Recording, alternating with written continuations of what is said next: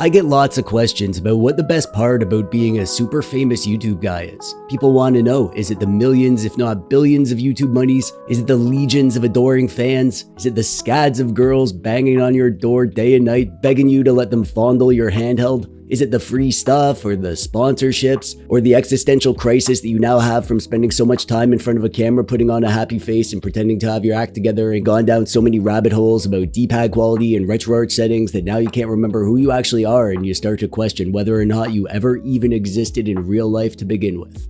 Well, the answer is the girls. That's the best part. So many girls, you guys, all the time. It's pretty great.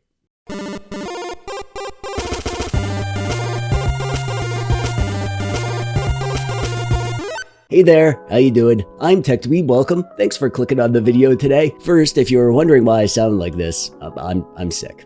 So I'll be even more nasally than usual today, I'm afraid. And I might need to take breaks to blow my nose or hack up my remaining lung. And if you're thinking, wow, that TechDweeb guy sure is dedicated, working even though he's sick. Well, yes, you're right, I am. Retroid is an interesting company. They make some really great quality stuff, but there always seems to be something about their product launches that goes wrong. When the RP3 was released and then shortly after the RP3 Plus came out, people got mad. The RP Flip had hinge issues that people like to complain about. And then when the RP4 and the RP4 Pro came out, the screens had a weird green tint and also the trigger springs were breaking and they had to offer fix-em-up kits. And now the RP Mini came along. I ordered the white and orange version, but then we found out that they accidentally put the wrong screen color on it. I already sent it back, so I can't show it to you, but it was pretty ugly. These guys just can't catch a break because almost every one of their product launches is tainted by misfortune. They really should have invested some points in luck. I say almost because they released one product that had a flawless launch, the RP2S. It really did everything right. It was unique and interesting. It had great quality components. It felt super retro, and it was a super competitive price. This is one of my favorite handhelds of the past year, and to this day, I still love it to bits. I was playing some Resident Evil 2 on it last night, actually, to get in the spooky spirit of Halloween. It totally worked. I couldn't sleep because I was scared of running out of typewriter ribbon. I ordered the upcoming RP5, so I'll be reviewing that eventually, obviously, but honestly, the RP Mini is the one that I was most excited about because I'm much more into 4x3 screens on my retro handhelds. I feel like this is kind of the spiritual successor to the RP2S, and while I'm skeptical that it'll capture the same magic that they sprinkled onto the RP2S, I'm hopeful that it'll be great for its own reasons. And today I'm going to show it to you, show you what it can do, cough and blow my nose, off camera of course, and talk about why this might be the doodad for you, or why it might not. This thing is rocking the Snapdragon 865, which is a few years old at this point, but is very powerful for a retro handheld. We get 6 GB of LPDDR4X RAM, which is plenty for the stuff that plays well on here. It comes with 128 GB of internal storage. The screen is a 3.7-inch AMOLED display with a resolution of 1280 by 960. The battery is 4000 mAh. We also get Wi-Fi 6, Bluetooth 5.1, and it comes with Android 10 out of the box, but they'll be offering Android 13 as an update. On the front, we have our screen, face buttons, a D-pad in the upper configuration, dual sticks in the lower configuration, start and select up here, and Android back and home down here. Up top we got bumpers and triggers, an exhaust vent for airflow, volume up and down, and a power button, nothing on the sides. Underneath we have an SD card hole, headphone hole, and a USB-C hole for charging and video out. Around back we get some of those beautiful curvy ergonomic humps to squeeze, and another vent grill, and a Retroid logo, and a dinosaur sticker. The whole vibe of this thing is premium. It looks like they're going for a super high-end, elegant look with the all-glass front and RGB on the sticks. They mostly achieved it. It does look very slick, but when you get it in your hands, it doesn't necessarily feel as slick as it looks. It still kind of feels like a toy. It is a toy, so it makes sense. Speaking of it being in your hands, the comfort level of this thing is like off the charts. If this is the chart, this thing is like up top where it's off. I've had lots of pretty comfortable handhelds, but this one might be one of the most comfortable that I've ever held. These ergonomic curves are shaped just right and it feels so natural. However, the downside to having an ergonomic device is that it becomes less pocket friendly. Curvy humps are nice in your hands, but they can feel awkward when the thing is in your pocket, especially when your pockets are also full of candy, like mine tend to be. The D-pad is a little guy, and not a big full-size D-pad, but great quality input. It's a clicky micro switch style, no false diagonals, but it's easy to hit the diagonals when you want to. No issues pulling off special moves in fighting games. The sticks are absolutely absolutely incredible. No snapping, super accurate across the entire range of movement. I love the shape of the caps, this concave disc rather than the domed Switch style. And they have RGB, so you can attract gamer girls when you're playing this in public. Triggers are amazing, great quality inputs, super smooth and responsive. The bumpers are clicky, a tiny bit loud, so if you like to play in bed, you might wake up one or more of your wives. The face buttons are typical Retroid face buttons, which means they're a bit kind of clacky. They just take some getting used to, but they do feel good once you've acclimatized to them.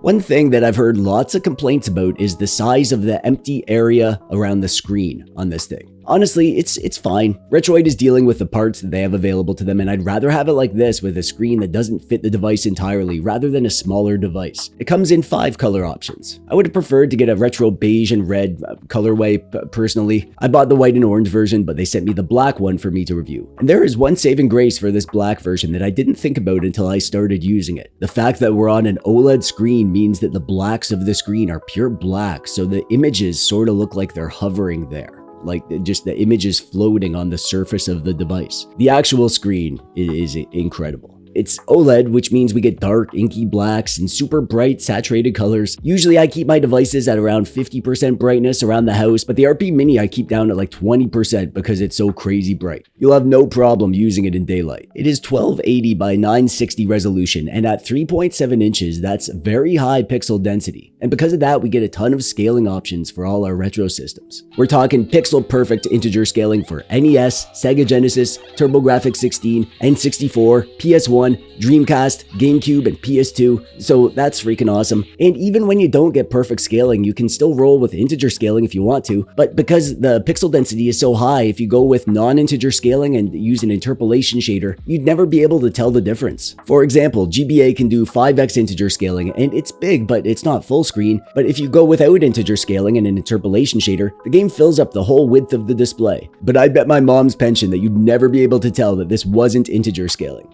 because we have so many pixels to work with. And on the topic of video, I'll quickly mention that this thing does do video out over USB-C, and that works great. However, it only displays in 4:3 mode. So even if you're on a widescreen display, stuff like PSP won't take up the whole screen. You'll be getting black bars on the side. I'm hopeful that this isn't the case when they upgrade the system to Android 13. In theory, we should be able to get full 1080p out of this thing, but right now the home console mode is great for 4:3 retro stuff, but not great for widescreen stuff. The sound is fine. We have front-facing speakers, which is really nice. It's loud. I'd never actually want this thing on full volume because it's so dang loud. It's crisp and clear, but it's not super bassy. Retro games still sound great though. And also TechDweeb videos, just saying. Speaking of which, if you haven't subscribed yet, you probably should. I wouldn't want you to get made fun of for not being subscribed to TechDweeb. I'm just looking out for you, buddy. The system that we have on here is Android 10, and you won't get access to a handful of apps and emulators. Retroid is going to allow us to move up to Android 13 via an update, which I'm definitely going to do as soon as they release it. Other than that, this is typical Retroid stuff that we have on here. You get the Retroid launcher, which is just an emulation front end. I don't use that though. I made a guide about how I set up my Android devices for emulation using this RP Mini, so go watch that if you want to set it up like a cool guy. I have Emulation Station as the front end. I launch my retro games through RetroArch with standalone emulators for the higher end stuff, and it all works amazing. My setup guide video is linked below. And then we also have access to some other settings through the drop-down menu. You can change the performance profile, standard, performance, and high performance settings in there. High performance is only needed for the highest end stuff. Standard will cover you even for most GameCube and PS2. You can change the fan speed, you can customize the color and the brightness of the RGB lights around the sticks, and then in typical Retroid fashion, you can enable the floating icon, which is sort of their quick settings panel. And in here, you get a few shortcuts to use, like the on-screen key mapper, which is very good.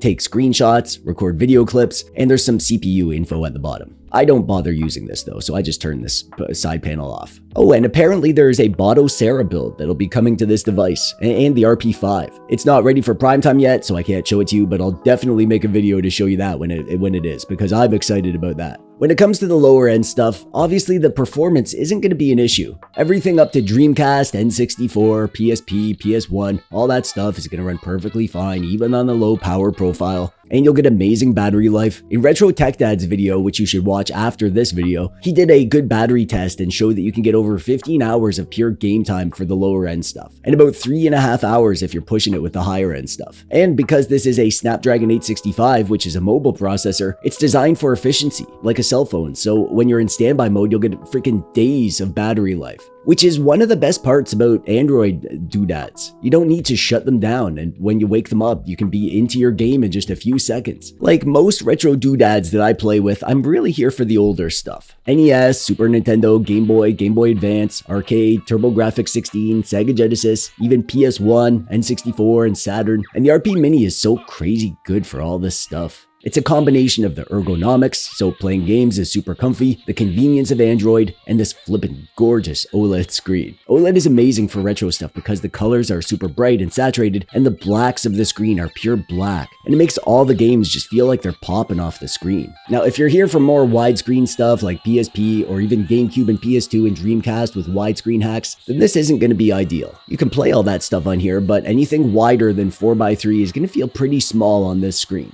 GBA is fine because the lower resolution of that system means that the games are made to look good when the screen is smaller, but PSP isn't worth playing on here in my opinion, mostly because the text is so small. Definitely consider getting the RP5 if you want widescreen stuff. But when it comes to the higher end stuff, you'll basically get everything that you could want. For Gamecube, the vast majority of stuff will run amazing at 2x resolution, all on the standard profile. On the hardest to run games, like the Rogue Squadron games, you'll have to go up to the high performance profile, but that's only like the top hardest percentage of games to run. If you've been looking for a little pocket-sized Gamecube doodad, your search has ended. Wii is also going to be flawless. If you set the settings in Dolphin so that Wii plays at 4x3, then you'll get a full screen experience. Obviously, all the caveats of playing Wii games with a standard controller apply, so you'll have to find games that'll play well, but those that do, play perfectly. PS2 is the main system that's going to be compromised. Almost everything will run, and most stuff will run at 2x resolution, and again, even at the standard power profile, but some games will require some tweaking. One example is Shadow of the Colossus. This game ran fine in open areas, but when you get into dense areas like the forest, it didn't have great performance until I lowered the resolution and went to the high performance profile. And then I was playing Need for Speed Most Wanted, which is one of my favorite racing games of all time, and a very hard game to emulate. I was able to get it running well here, but we had to go up to the high performance power profile and go down to 1x resolution. After that, it mostly ran well. So most PS2 games will run amazing, but those very hard to emulate games will require a little bit of tinkering. And I can't show you Switch emulation because we're on Android 10 and I didn't want to tinker with old versions of Yuzu. And also it's just like PSP, that's a widescreen system, so it's not going to be ideal to play that stuff on here. So I say just don't bother. Stick to the 4x3 retro stuff and you'll have a great time. See how much fun I'm having? Just look at me go. Ultimately, I'm super impressed with the RP Mini. It's mind-blowing to me that we're getting a perfect GameCube and nearly perfect PS2 on a $200 handheld, finally. And all the other bells and whistles. Hall sticks, beautiful OLED screen, super comfy form factor. If you've been looking for a smaller handheld, I think this thing is just amazing. It works great, it looks great, I can't fault it for much. However, part of me laments that it's a bit soulless. It doesn't feel like a retro doodad to me. With the all-glass front and the ergonomic shape and the RBG, it feels modern, not like a fun retro toy. To be honest, as I was playing with the RP Mini, it really reminded me of all the reasons that I love the RP2S. Yeah, that thing isn't OLED and it doesn't play high-end GameCube and PS2, but it feels like a real retro thing. And it plays everything that I want to play on it, and it has all the conveniences of Android, incredible battery life, great controls, pocket-friendly form factor, and it's half the price of this thing. As I was playing the Mini, it just kind of made me want to grab my 2S because every time I pick up the 2S, it transports me back in time by its retro vibes. The RP Mini doesn't do that. Not for me. It's amazing. It really is, but I really feel like Retroid might have veered off with the design of their latest devices. Retroid stuff has always felt genuinely retro to me, and I hope that they don't lose sight of what made them unique. The RP Mini is amazing, but the 2S was special, and I'll personally take special over amazing any day. That might just be me though. And if you like the look of the RP Mini, then I'm not here to yuck your yum. I highly recommend it for all the good stuff that it does. And if you want to pick one up, there's a link in the doodad below. And that brings us to the end. Make sure you check out my Android setup guide if you haven't, because I show you how to set it up in the best way. And I'm sorry again that I'm sick and that you had to listen to me with my scratchy throat through this entire video, but you made it to the end. So click the thumbs up button if you liked the video, or don't if you didn't. I'm TechDweeb. Thanks for watching. Bye-bye.